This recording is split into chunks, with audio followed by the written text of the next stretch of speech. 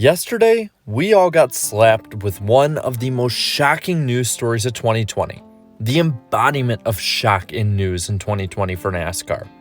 The 2-mile speedway in Fontana, the Auto Club Speedway, will be torn down after the 2021 running of the race and will be replaced by a half-mile short track.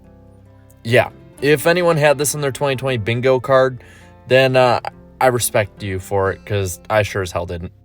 But there's surprisingly a large amount of backlash to this move as well. I'd even say that the backlash to this is on par with the backlash last year to the announcement that Daytona would be moved off of the 4th of July weekend for Indianapolis. Yeah, I really think that it is that high of a backlash. This is a divisive move. And I get it. I like the current layout of Auto Club Speedway. Hell, one of my all-time favorite races, the 2013 Auto Club 400, took place at Auto Club. So I get the anger.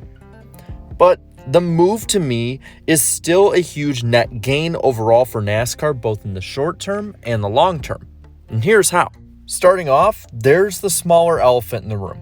This will be another short track. In fact, 2022 will be the first time since 1996 that there were more than 6 short track points-paying races on the Cup schedule. And it'll be the first time since 1971 that a new short track will have been added to the Cup schedule that has never been on it before. To put this time gap in perspective, the last time a new short track was added to the schedule that hadn't been on it in a previous season, Jeff Gordon hadn't been born yet.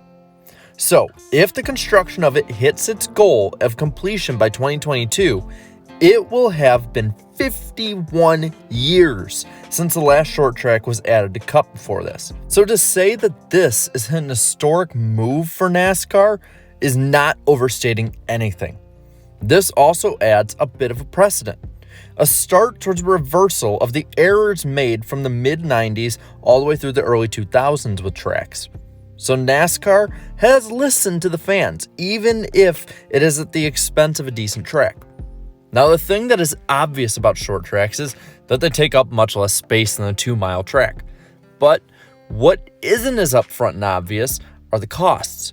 There will certainly need to be less upkeep on a smaller track like this, costing NASCAR less in the long term. And with the 2025 TV contract coming ever quicker, the amount of money being shifted around will be more than likely smaller than it is now. This will mean that attendance numbers will be much more important moving forward. So what better way of needing to fill up the stands would you have than to not have as many stands to fill up? Now, with this shorter area to cover, it leaves tons of extra area around the track to do a lot more with. Now, having attended a ton of races in the past, I've seen firsthand how well or how poorly tracks can set up outside their area. The best that they have, in my opinion, is Daytona and Kansas. And this is what NASCAR should aim for with Auto Club. For many fans, having plenty to do and plenty of places to go before, during, and after the main show would be a perfect way to make it a destination spot on the schedule. I think that all of this will be added up to get Auto Club a meaningful spot on the schedule, possibly even the Cup Series finale. I mean, think about it. This track is a main NASCAR facility in the Los Angeles area, the second largest city in America. It's an old school short track with long straights like Martinsville and high banks like Bristol. All of these factors add up over time to give this track the possibility of becoming one of the most popular and unique in the sport. But how did it come to this? After over 25 years of NASCAR fans wanting more short tracks on the schedule, how did they get to the point where they're actually critical of it getting to this point now? Well, first off, it should be known that NASCAR fans have the ability to just bitch about everything. So it shouldn't be much of a shock for some. But a lot of fans definitely have grown an attachment to this 2-mile track, and it's understandable. There have been a number of great moments at this track, including the 2011 finish, the 2013 race I talked about earlier, the 2014 race, and the 2016 finish. The track has shown the ability to be one of the best on the circuit. The right combination of an old track surface, drivers that really have experience, and aero packages have made everything mix together perfectly for this track. But, as is with everything, it can't last forever. The old surface was in desperate need of being repaved, and that would only lead to bad racing in the future. Look at Fontana's sister track in Michigan. The track had excellent racing up to 2011, but since the repave in 2012, the racing has been subpar to say the least, and no matter what the package either. Auto Club surely was going to be lined up to suffer from the same fate. So, NASCAR had to make a choice.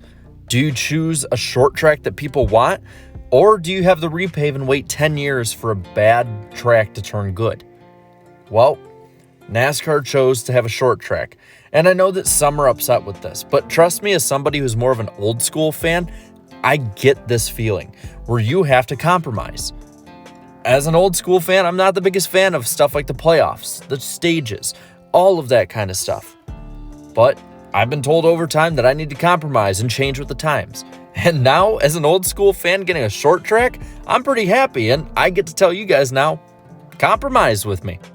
Now, overall, you might notice that I've been talking about NASCAR and how NASCAR was choosing all of these different things to do. This is because NASCAR owns a track.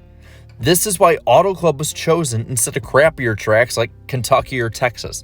Tracks that honestly really do need to be reconfigured just completely into boring short tracks. It seems like a similar plan might have actually been taking place or was about to take place at the Chicagoland Speedway. Only time will tell if more tracks will follow suit with this, but I wouldn't be surprised if they do.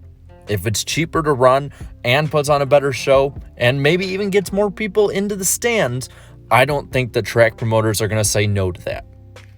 But with that, I want to pass it to you. What do you think about this huge change? I mean, there's got to be an opinion you have on it. Let me know down in the comments below. And while you're at it, leave a like on this video and subscribe to my channel for more great NASCAR content like this. And until next time, have a good one.